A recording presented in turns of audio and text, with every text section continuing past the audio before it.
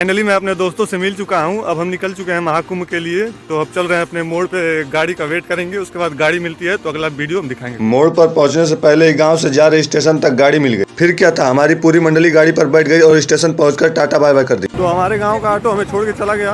अब हम लोग चल रहे हैं रेलवे स्टेशन। अब हम चलने वाले हैं, गाड़ी पकड़ेंगे और उसके बाद हम गाड़ी पकड़ने का सीन आपको दिखाएंगे। आगे टिकट ले चुके हैं अपना देख लीजिए। हम अपना टिकट लेकर, और गाड़ी वहाँ लगी है, हम चल रहे हैं गाड़ी में बैठने। गाड़ी खुलने में भी देरी है तो एनर्जी बरकरार रखने के लिए मैंगो जूस का आनंद लिया। उसके बाद चल दिया ट्रेन में, क्योंकि हमारे सफाटियों के अंदर का जूस खत्म हो चुका था। तो हम गाड़ी में बैठ चुके हैं। काफी भीड़ का सामना करने के बाद ट्रेन में सीट भी मिल चुकी है हमें, लेकिन ऊपर मिला है, कोई बात नहीं है। हम सब मूंगफली खाते हुए पहुंचेंगे, फिर अगला वीडियो दिखाएंगे वहाँ पे। लेकिन गाड़ी में धीरे धीरे उमड़ती भीड़ को देखकर हमें लग रहा था कि हम प्रयागराज जा रहे हैं। कुछ ही क्षण में भीड़ इतना ज्यादा हो गया था कि लोगों को हिलने तक का भी समय नहीं था। लेकिन इस भीड़ को साइड में रखकर हम अपनी सफर का आनंद ले रहे थे जब हमारी गाड़ी पहुंची झूसी पुल, जहां से प्रयागराज का सुंदर नजारा दिख रहा है। हम 10 घंटे लेट गाड़ी के साथ प्रयागराज जंक्शन पे पहुंच चुके हैं। अब आगे का वीडियो फिर दिखाते हैं। गाड़ी में जितनी भीड़ थी वो सब हमारे साथ उतरकर चल दी महाकुंभ की ओर। लेकिन हमें अभी नहीं जाना था, हम चल दिए भैया के रूम पर आराम कर। उससे पहले भैया ने अपनी मनपसंद चाय भी पिलाई। सभी लोगों के अंदर थकान भरा हुआ था जो चाय पीने के साथ दूर हो गए। फिर हम भैया के साथ पहुंच गए सीधा उनके रूम पर। रूम पर पहुंचकर महाकुंभ के बारे में भैया से थोड़ी जानकारी भी ले ली, और उनके ड्यूटी चले जाने के बाद हमने नाश्ता पानी करके खुद बर्तन भी धो लिया। थोड़ी देर आराम किया, तब तक पता चला कि थिएटर में लगी है नई मूवी छावा, जिसे हम देखने चल दिए। थिएटर के बाहर थोड़ी देर रुक कर इंतजार करना पड़ा, क्योंकि मेरे 2 मित्र अभी पीछे थे। इनके आने के बाद हम सब साथ होकर चल दिए मूवी देखने। मूवी देखते देखते हमारे सारे रोंगटे खड़े हो गए थे, जो काफी इंटरेस्टेड था। मूवी का आनंद लेने के बाद हम बाहर आ गए। फाइनली हम छावा मूवी देख चुके हैं, और इसका रिएक्शन क्या है अपने दोस्तों से पूछते हैं। अब आगे भोजन करने जा रहे हैं। भोजन करने के बाद संगम की तीर्थ यात्रा आपको दिखाएंगे। मूवी खत्म होने के बाद हम छोटे छोटे कदमों से चल दिए रूम पर, क्योंकि भैया का फोन भी आया था और भूख भी लगी थी। रूम पर पहुंचकर हम सब ने अपना खाना जल्दी से चट किया। उसके बाद हम सब चल दिए संगम स्नान करने। निकल पड़े संगम स्नान के लिए। वहाँ चल के वहाँ का वीडियो आपको दिखाएंगे। अभी रास्ते में देखिए काफी धीमी गति हो गई इन लोगों की। अब हम सब धीरे धीरे कुंभ मेले में प्रवेश कर रहे थे, और अंदर ऊर्जा की लहर दौड़ रही थी। दूर से दिख रहा मेला पास से कितना अच्छा दिखेगा। हम पहुंच चुके हैं संगम स्नान के पास। देखिए हमारे साथ बड़े भैया जो हमें नहलाने के लिए जा रहे हैं, वो हमारे साथ हैं, और हम चल रहे हैं वहाँ पे। उसका वीडियो दिखाएंगे आगे। और माउंटेन ड्यू का बोतल काफी बड़ा था, जिसे हम पी नहीं सकते थे। आगे तट से पहले 2 किलोमीटर रोड का नजारा ऐसा है, अंदर जाने पे क्या हाल हो। और पुलिस प्रशासन भी लगी हुई है उस उमड़ी हुई भीड़ को संभालने में। जाने वाले से ज्यादा आने वाले श्रद्धालुओं की जनसंख्या ज्यादा है। इतनी भीड़ को भी देखकर हमारा हौसला कम नहीं हुआ, हम अपना कदम बढ़ाते गए। और यहाँ ऊंचाई से कुछ कुंभ का नजारा इस प्रकार दिख रहा था। चारों तरफ लाइट के इतने उजाले थे कि रात का नजारा दिन जैसा दिख रहा था। और पीड़ित श्रद्धालुओं के लिए एम्बुलेंस की गाड़ियां भी दौरे पर थी, और अनेक प्रकार के विशाल विशाल गेट भी बनाए हुए थे, जो काफी भव्य दिख रहा था। फिर हमारा सामना हुआ महाकुंभ के विशाल जन सैलाब से। खम्भों पर बड़े बड़े नंबर चिपकाए हुए थे, जिससे सगे संबंधियों को ढूंढने में आसानी है। फिर हम सब ने एक उचित खंभा ढूंढा, वहाँ पर अपना सारा सामान रखकर हम चल दिए अंदर संगम स्नान करने। और हम सब तट के किनारे पहुंचे तो पानी में भी जन सैलाब उमड़ा हुआ है। चल दिए कहीं खाली स्थान ढूंढने, वहाँ खाली तो कुछ दिख नहीं रहा था। संगम नदी का पानी बिल्कुल ठंडा था, लेकिन श्रद्धालुओं पर कोई फर्क नहीं पड़ा।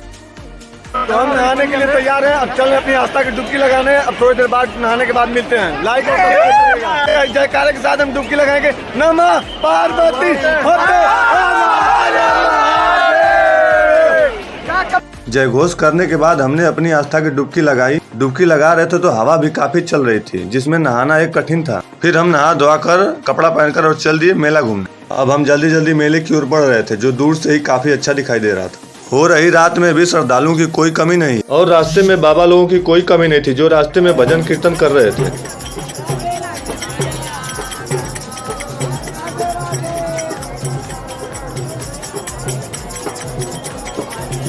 फिर हमने शरीर में एनर्जी बरकरार रहने के लिए कुछ खा लिया। हमारा और हमारे दोस्तों का चेहरा बिल्कुल थकान से उतर चुका था।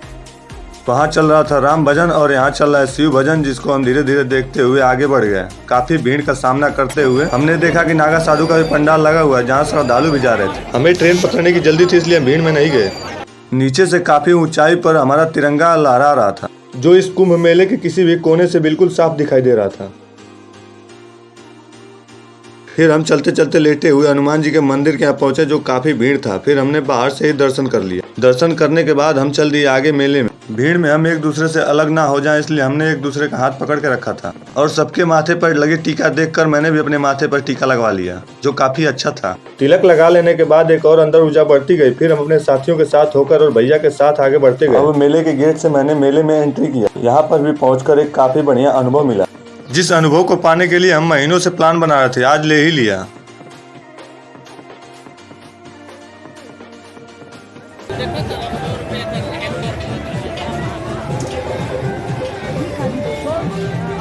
और बैकग्राउंड में चल रहे भोजपुरी सॉन्ग को सुनकर हम पूरा मेला घूम लिए। मेले में बड़े बड़े चरखियां देखकर हम पूछने गए तो पता चला कि पहले से इसमें कोई इशू है, इसलिए हम नहीं गए। कहने को तो मेले में 2 चरखे थे, एक इस कोने और एक उस कोने, लेकिन एक ही चरखे से हम लोगों का मन टूट चुका था। फिर दोबारा दूसरे पे जाने का मन नहीं किया। मेले में बड़े बड़े चरखे दिखने का मतलब ये नहीं है कि मनोरंजन का साधन सिर्फ यही है। हमें मिल गया अपना मन बनाने के लिए मेले में कारतूस चलाना, जो हमारा पैतृक गुण है।